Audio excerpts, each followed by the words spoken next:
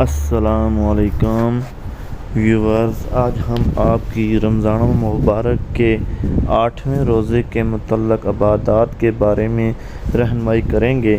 جن لوگوں نے ابھی تک ہمارے یوٹیوب چینل قرآن زید 786 کو سبسکرائب نہیں کیا، سبسکرائب کر لیں اور اوپر لگے بیل آئیکن کو آن کر دیں تاکہ سب سے پہلے آپ کو ہماری نیو ویڈیو کا نوٹیفیکیشن مل سکے۔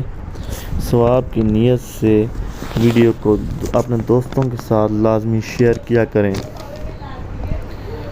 30 روزے 30 عبادات، 8ویں روزے کے مشکل کشا وظائف۔ رمضان المبارک کا پہلا عشرہ رحمت ہے، لہٰذا اس عشرے میں آپ جو بھی وظیفہ کریں یہ سوچ کر کریں کہ اللہ کی رحمت مجھ پر بارش کی طرح برس رہی ہے اور میں اس رحمت میں نہا رہا ہوں، اور میں جو وظیفہ کر رہا ہوں میرا کریم رب اس کو سن رہا ہے اور اپنی شان مجھے اس وظیفے کی برکات سے نواز رہا ہے اور میرے مسائل حل ہو رہے ہیں۔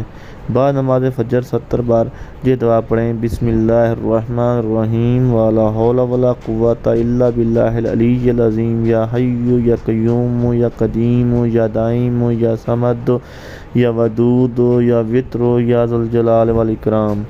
بعد نماز ظہر 14 بار یہ دعا پڑھیں: ان الذین عند ربک لا یستکبرون عن عبادتہ ویسبحونہ ولہ یسجدون۔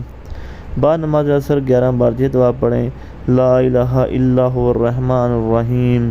بعد نماز مغرب 3 بار یہ دعا پڑھیں: یا حی یا قیوم الہنا و الہ کل شیء الہ واحد لا الہ الا انت۔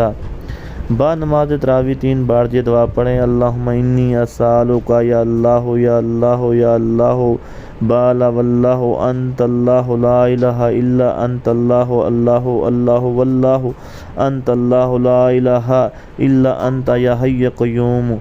ثواب کی نیت سے اپنے دوستوں کے ساتھ ویڈیو کو لازمی شیئر کریں۔ السلام علیکم۔